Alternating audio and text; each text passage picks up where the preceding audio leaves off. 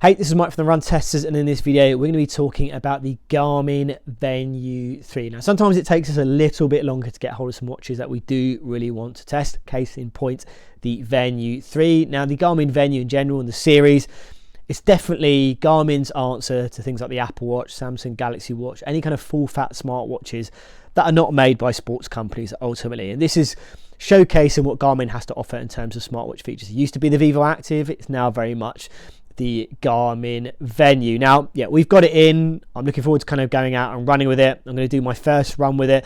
But what I'm going to do is take you through what's new on the Garmin Venu 3 compared to the Venu 2 Plus, but also kind of size it up against other watches, which I think are an obvious kind of comparison. So things like the Garmin Vivoactive 5, which we've tested as well too. And also I would say the Garmin Forerunner 265 as well too, which kind of sits around this price as well too. So yeah, we're going to do that first, take you through what's new, how it compares to some of its competitors within Garmin's own range, and then get into some initial running thoughts and let you know what we think of the Garmin Venu 3 so far.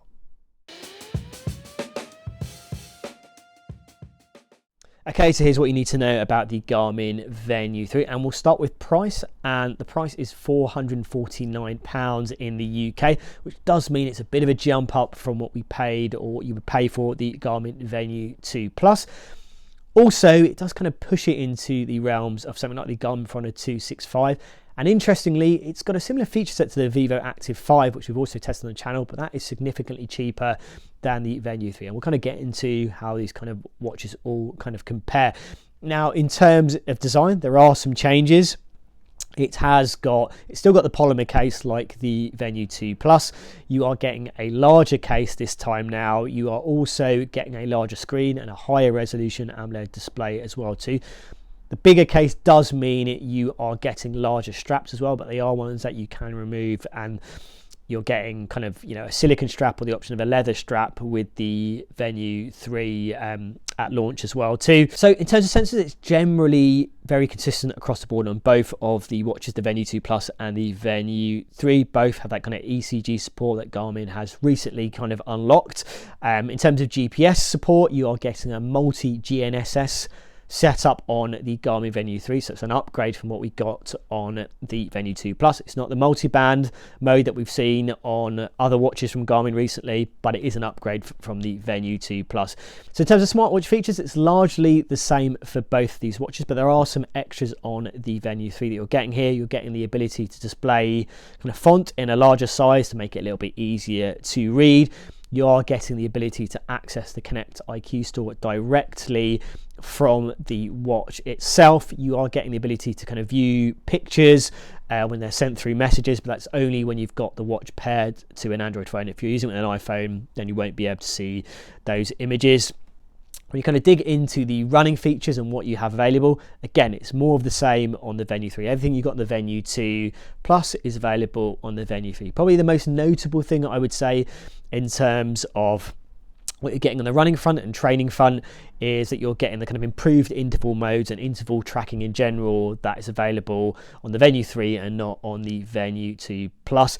In terms of analysis, you are getting the HRV status kind of data here as well, so that kind of heart rate variability based information to kind of give you a better insight into your recovery, but you don't have the training readiness mode that we have seen on other watches like the Garmin Forerunner 265. So you are getting a little bit more in terms of those training elements, particularly from an insight and features and modes as well to make this a better running watch in general. And then we have to get into battery life, and we're seeing promised improvements across the board here. So whether it's using it in kind of daily smartwatch mode, you're seeing quite a vast improvement on paper with the Garmin Venu 3 compared to the Venu 2 Plus.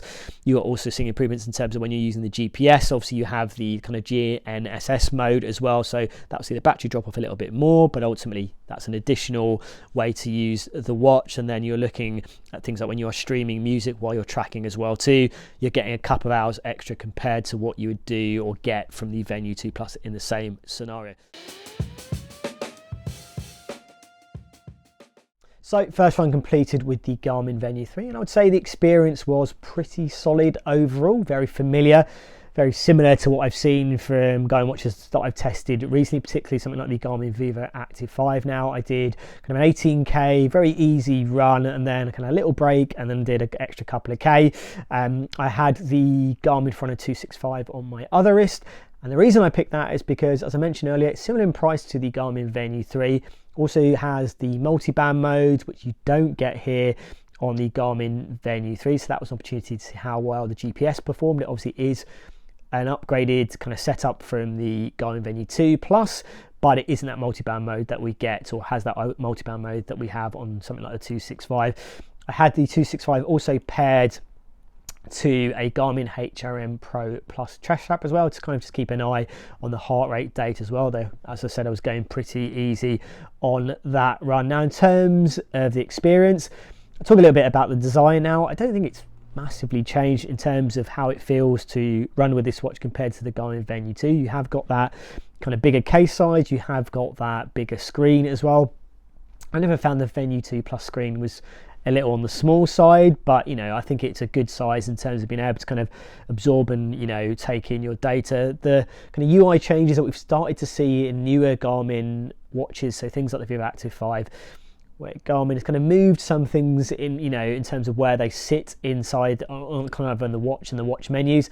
Not sure I absolutely love kind of putting the kind of tracking modes and the kind of additional modes in the same screen, but Garmin's decided to do that, and from a tracking point of view, it was an issue in terms of kind of getting into action and getting out and running. Now in terms of locking onto a GPS signal, was pretty quick, pretty much in line with the Garmin Forerunner 265 in terms of the time it took. In terms of that GPS performance, pretty good overall. I was getting the same buzzes when I hit, the same kilometers, and splits and stuff. So from that point of view, it seemed to kind of add up. When I looked at the data afterwards and during the run, they generally matched up in terms of things like the average pace, distance. I think it clocked me kind of 18.20 on the kilometers on the 265, 18.19 kilometers on the Venu 3. So pretty solid overall. And I said the average pace was pretty much in line with what I got on the 265. And digged a little bit deeper into the kind of mapped routes and the tracked routes. There are some little differences, and I've kind of picked one out as an example where you see the benefits of maybe the multi-band mode just being a little bit more accurate than the kind of the GPS and the multi-GNSS mode that you're getting here on the Venu 3. Now, if you care about the accuracy, the multi-band does really deliver in terms of improved accuracy. And it was good generally, I would say, on that run, but there has been a couple of places when I look and compare the maps that it was slightly off, or kind of put me inside of kind of car parks, where obviously I didn't run through car parks, I was very much on the pavement. So from that point of view, GPS was okay, but kind of what I would expect to see with you using it compared to a multi-band watch from Garmin compared to something like this, which has got that multi-GNSS as its kind of top GPS accuracy mode. In terms of other things like heart rate, now as I said, I had a heart rate monitor chest strap paired to the 265, and I said I was going pretty easy in terms of my pacing, kind of 2 maybe BPMs out for kind of average and max heart rate readings. So in terms of kind of post run, and obviously the level of insights you're not getting the level of insights as you are on something like the Garmin Forerunner 265, but on here I kind of looked at similar metrics that they would offer after, so things like recovery, and they kind of suggested the same things, that it was 70 hours in terms of recovery. And I mean, I've not done a long run for a while because I've been off sick, so it kind of makes sense. I've really kind of upped my intensity very quickly, so Garmin typically does maybe go over the top in terms of recovery suggestions, but ultimately the two watches did match up in terms of what it suggested in terms of rest time. In terms of battery life, now I'm factoring in the kind of 20k, that's a collective kind of the two runs, and in terms of what I saw, and as I said, I had the 265 in its multi-band mode, that kind of dropped for that run by about 16%, and then the Garmin Venu 3 was 11%. So kind of what I expect to see. You do get more of a drop off when you are using multi-band mode. It just demands a little bit more battery life from Garmin watches in general as it stands. So from that point of view, nothing out of the ordinary. So the battery life is kind of what I expected to see from the Garmin Venu 3. So yeah, overall pretty solid. what I would kind of expect to see in terms of kind of GPS performance, the heart rate monitoring performance, also kind of battery kind of drop off. And then in terms of the kind of general, experience of using the watch, not massively, I would say, different from using the Venu 2 Plus. I don't think while you are getting a better quality AMOLED display and you are getting a bigger case overall, I can't say that it really is a massive leap from the experience of using the Garmin Venu 2 Plus and running with that. So initial verdict on the Garmin Venu 3 is that it feels like another solid Garmin watch, one where you're going to get a good core run tracking experience from.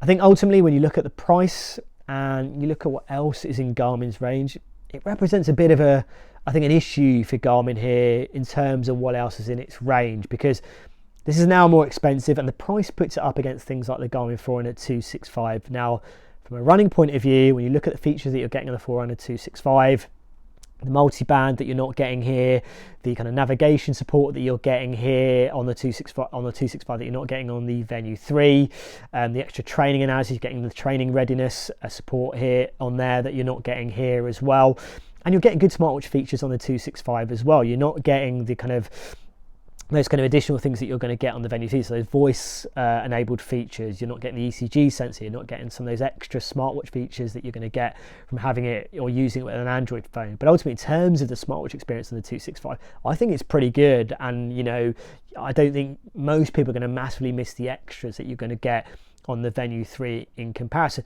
The other problem, I think, is the Garmin Vivoactive 5. Now, we didn't really expect that to come back, and Garmin's brought it back and put it at a very affordable price, and ultimately the feature set is very similar to the Venu 3. You're not getting the same size, you maybe not get the same resolution screen, you're not getting things like the voice enabled features, the ECG stuff, but in terms of the kind of core run tracking experience, it's pretty similar overall. I'd say maybe battery life is maybe a little bit worse off when you kind of compare, but I think generally it's going to be pretty solid overall. And then you look at the kind of Garmin Venu 2 Plus as well too. I do think there's some nice additions in terms of what you're getting here from a running point of view, the kind of improvements in terms of the GPS setup, in terms of things like the interval modes that you didn't have on the Venu 2 Plus.